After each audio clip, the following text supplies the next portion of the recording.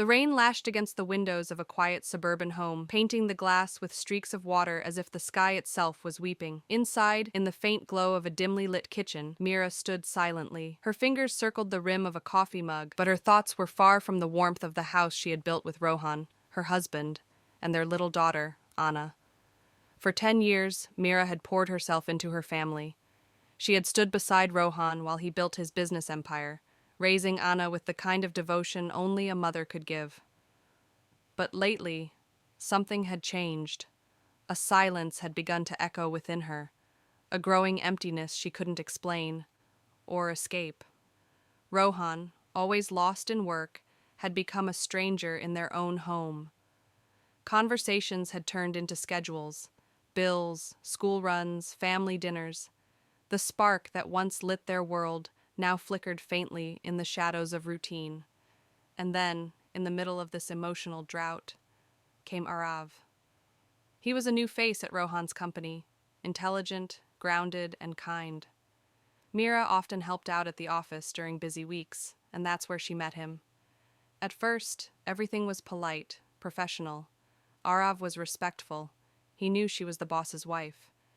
But slowly, something unspoken began to form between them. Their chats moved beyond files and folders. He listened when she spoke, really listened. He asked about her dreams, her thoughts, the version of her even she had forgotten. In him, Mira saw a mirror of everything she once was and everything she had lost along the way. One evening, as the office lights dimmed and silence crept in, they stayed back to finish paperwork. Their hands brushed, just for a moment, reaching for the same document. But in that fleeting second, Mira felt it, a spark she hadn't felt in years. She pulled away, flustered.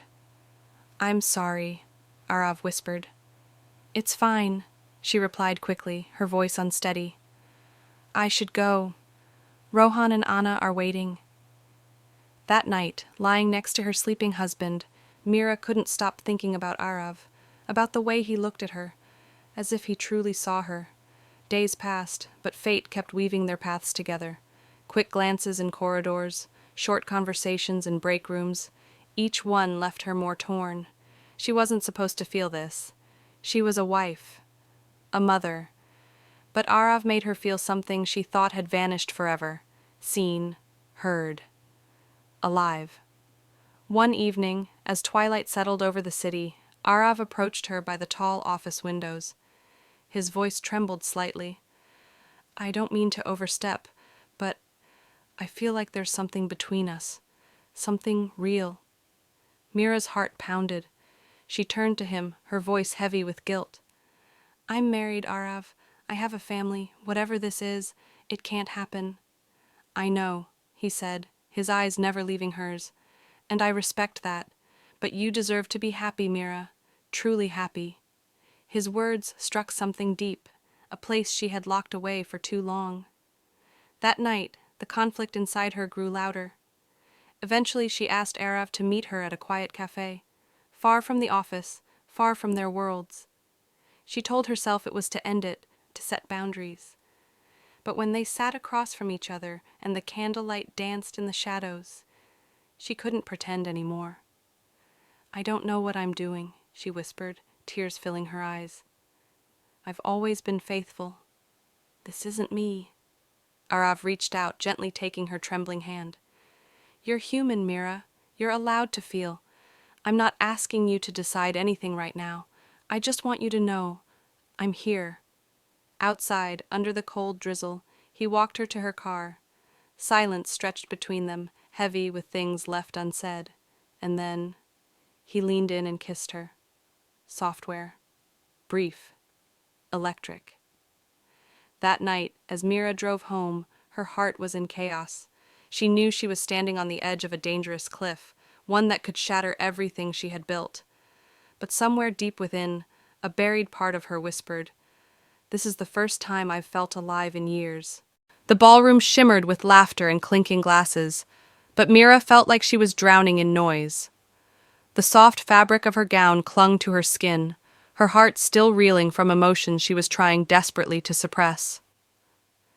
As the evening wore on, The tension between her and Arav became harder to hide. Stolen glances turned into lingering stares. The way he looked at her, like she was the only one in the room, made her stomach twist with longing and guilt. Toward the end of the night, Rohan was pulled away by one of his investors for a private conversation. Mira saw her chance to breathe. She quietly slipped away, stepping out onto a balcony overlooking the city skyline. The cool night air swept over her, a momentary relief from the firestorm inside. Mira. The voice was gentle, familiar. Her body stiffened as she turned. Arav stood behind her, hands tucked in his pockets, his eyes soft but filled with something dangerous. Truth. "You shouldn't be here," she whispered, her eyes darting back toward the party. "Someone might see." "I know," he replied, stepping closer. "But I couldn't stop myself. You've been on my mind all night." Her breath hitched, the walls she'd tried to build starting to crack. "Arav, this isn't right. I'm married. I have a family." He didn't flinch. Instead, he asked the one question she had avoided for far too long. "But are you happy, Mira? Truly happy?" His words sliced through her. Tears welled in her eyes before she could stop them. I don't know anymore," she confessed, her voice barely a whisper. He reached for her hand. His touch was warm, grounding, terrifying. A quiet pause settled between them, filled with years of loneliness, of pretending, of silenced dreams. "I don't want to complicate your life," he said softly. "But I can't lie to myself either. I care about you, Mira. I've never felt like this before." She wanted to pull away, to run, but instead, her body moved closer, drawn to the one person who made her feel seen. For a fleeting moment, she allowed herself to lean in, resting her forehead against his chest. For once, she stopped fighting. But the moment shattered. A cough. A shift in the air. They both turned sharply. One of Rohan's closest colleagues stood in the doorway, his expression unreadable, but his eyes said enough. "I think the party's wrapping up," he said, his tone polite, too polite. Mira jerked back from Arav like she'd been burned. "Thank you," she murmured quickly. I'll head back inside." As the man disappeared, Mira turned to Arav, panic etched across her face. "This can't happen again. Someone saw us. Someone will tell Rohan." Arav nodded, pain tightening his jaw. "I understand," he said. "But Mira, I'm not giving up. Not until I know you're truly happy." She didn't respond. She couldn't. Instead, she rushed back inside, weaving through the crowd in search of Rohan, trying to steady the chaos inside her. Mira tried to bury what had happened. She threw herself into her home, into Anna's schoolwork, weekend outings, carefully cooked meals. She tried to be the wife Rohan had once cherished. But no matter how many efforts she made, the distance between them never closed. Rohan was there, but not really. His mind was always elsewhere, buried in meetings, business calls, unreadable emails. Conversations turned into polite exchanges. Smiles became habits. Touches disappeared entirely. One evening, Mira sat alone on the couch, scrolling absently through her phone. A message appeared, and her heart stopped. "I know you're trying. I respect that. But if you ever need someone to talk to, I'm here. Arav." She stared at the screen, her thumb hovering. She should delete it, block him, walk away. Instead, she typed, "Thank you. I'm just so confused." And with that, the floodgates opened. Late nights when Rohan was working or asleep turned into quiet text exchanges with Arav. Their messages weren't flirtatious, not at first. They were real, raw, honest. He made her laugh. He reminded her of who she used to be, who she still could be, but with every message, the risk grew. Mira became paranoid, jumping at every phone notification, glancing over her shoulder, rehearsing excuses she hoped she'd never have to use. One evening, Arav asked to meet. "No pressure," he promised. "Just to talk." She said yes. They met at a quiet park, hidden from the world. Under a canopy of trees, they talked for hours, about life, regrets, the future. She hadn't felt so free in years. As the sun dipped below the horizon, Arav turned to her, his voice low. Mira, I need to ask, do you see a future with me, or should I let you go? The words stole her breath. Her chest ached with the weight of them. I don't know, she whispered, tears sliding down her cheeks. I'm so afraid of hurting everyone I love, but I can't imagine my life without you. Before he could respond, her phone buzzed on the bench beside her. One look at the screen, and her blood ran cold. We need to talk. Come home now. Rohan. Scene shift, night, Mira's car pulling into a driveway under streetlight shadows. The drive home was a blur of panic. Her hands trembled on the steering wheel. Her mind spiraled into every terrible possibility. Had someone seen her? Had Rohan found out? She pulled into the driveway. His car was parked awkwardly, headlights still glowing, her stomach twisted. Inside, the house was silent. Anna was gone. She's at my mother's, Rohan said from the living room. He sat slouched on the couch, a glass of whiskey in hand. His tie loosened, eyes tired, but sharp. We need to talk. Mira stood frozen, her legs weak beneath her. What's going on? She asked, her voice barely holding steady. Rohan looked at her, and for the first time in years, really looked at her. Sit down, Mira. Mira sits on the edge of the couch, her nerves frayed. Rohan, across from her, silently reaches into his pocket. He pulls out a folded piece of paper, placing it on the coffee table. Rohan, sliding it toward her. Take a look. Mira hesitates, then unfolds the paper with trembling hands. Her face drains of color. Insert. Photo. A grainy shot of Mira and Arav on a park bench, just hours ago. Their heads are close. The intimacy is undeniable.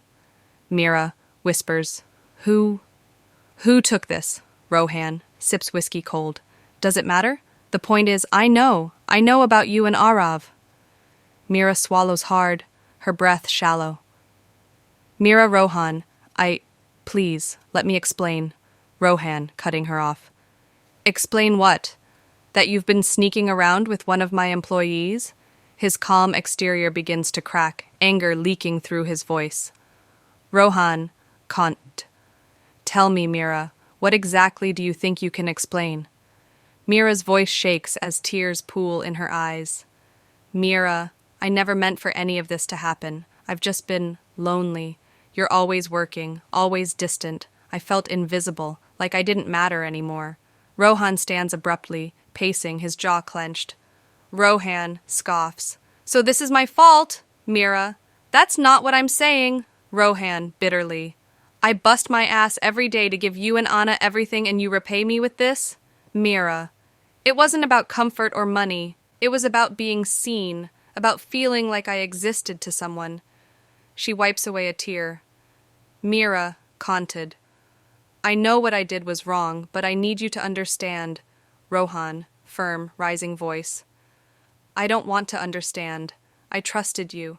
I built a life with you, and you betrayed me. A suffocating silence falls between them. The photograph on the table feels like a ticking bomb.